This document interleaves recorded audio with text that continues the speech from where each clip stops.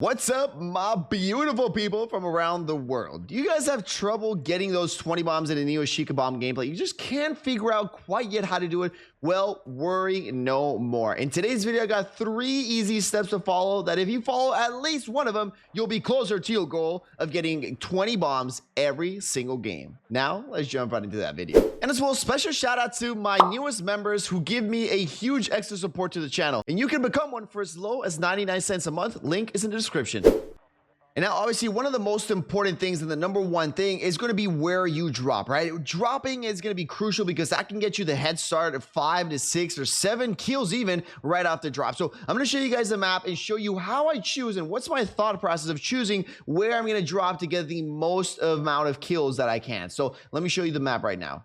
So here we got the map, and now let me show you exactly how I go for. So number one place that I look at, undoubtedly the hottest spot in the game is going to be farms. I mean, if farms is the spot, you can get so many people in here. I mean, considerably more than any other location in here. Now, how do I decide if I go to farms? Well, number one, what I look for is a buy station. Buy station is crucial because this is what's going to get you your loadout and get you the big advantage over everybody else. So if it's got a buy station, boom, immediately I'm going to drop farms. Another thing that you want to know when dropping farms is whenever you drop there, you do have to go in the holding hands formation. I mean, grab your boys, grab your girls, whatever it is, and you gotta stick together when you drop there, because no matter how good you are, you will not have enough ammo to shoot at everybody. There was just so many people sometimes that drop there. I mean, you can get between 20 to 30 people that dropping there. So always drop with your teams, stick together. Once you start getting a gun at least and some plates, then you can start pushing by yourself. But that is going to be the number one spot. Now, if this spot does not have a buy station, I do not drop here. The next place I look at is Castle.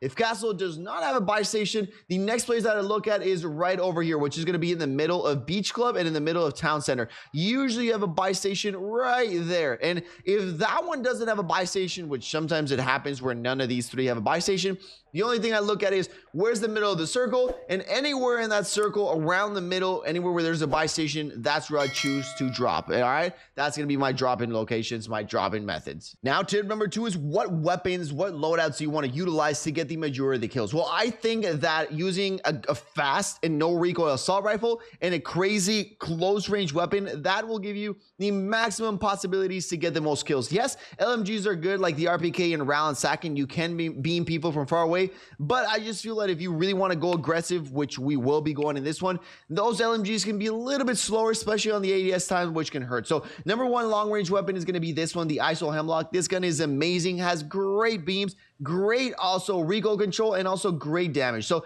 these are the attachments that I have for these. Everything is basically recoil control and bullet velocity, and for example, for the barrel, it's going to be recoil control and the damage range. For the edge barrel, it's going to be recoil control and aim walking speed. We got the 45 round mag, and then for the VOK optic, we just got the ADS speed on that one. Now, number 2 that I also love, which is going to be one of my favorites as well, is going to be the TAC 56. This one right here, great gun. You can be super aggressive with this one. This is an iron sight gun, sort of like the Growl, where you go iron sight and you get great beams and you can kill people pretty fast.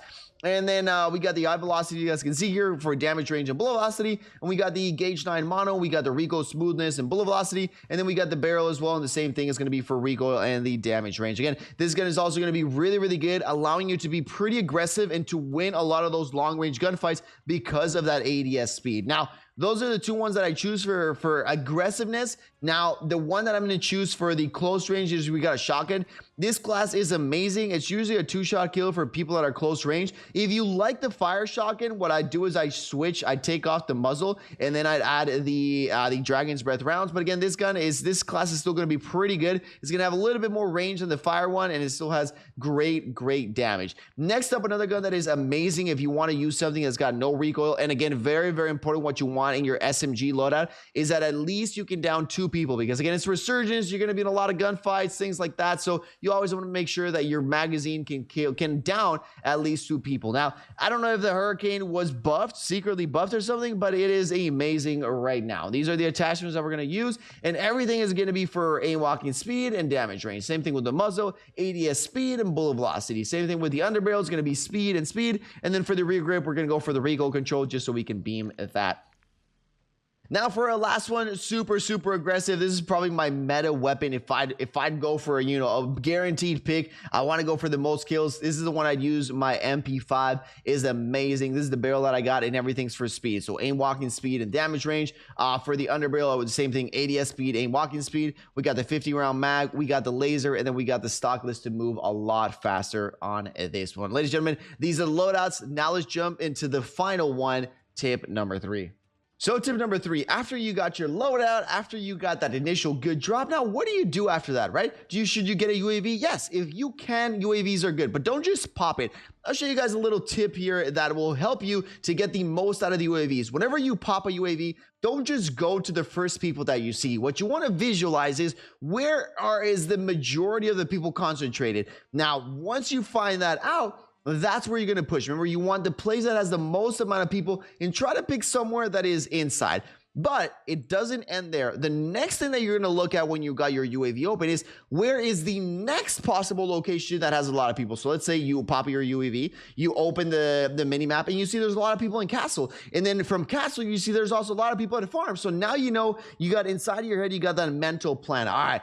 First, we're going to push Castle. Once we finish around Castle, if there's not really that many people after that, then we're going to push Farm. So that's how you can get advantage of one UAV, especially in this game where if you buy a UAV, like you can't buy it again. So you got to take the most advantage that you can out of that UAV. Now, if you don't have UAV, right, you just didn't have a chance to get a UAV, what do you do to play good? Now, what you see me do here is basically what I do without a UAV, and it's playing in the corners of the map, but sometimes in the middle. And what you want to do is play in the edges of the map, but somewhere that has a high ground. This will allow you to fly down to another place where you may see that there's enemy coming. So that is also something very important.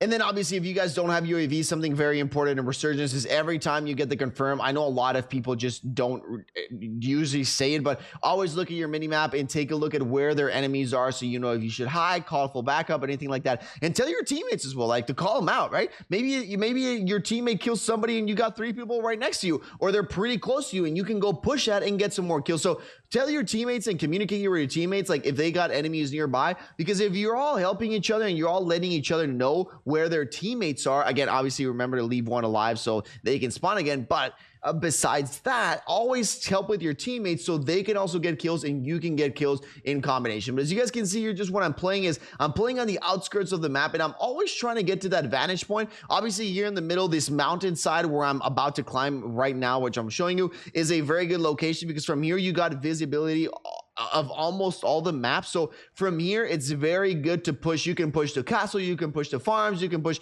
to the ocean, anywhere. So always try to get that sort of high ground, because from there, you can push anywhere that you see enemies. Also, another thing that I'm going to show you right here in the mini map is whenever people are shooting, they do not show in the mini map, but if you guys see here, they do show in the compass. So that's something very important to know when you want to find where enemies are. As you guys can see here, let me see if I can get him the dots a little. So here we go.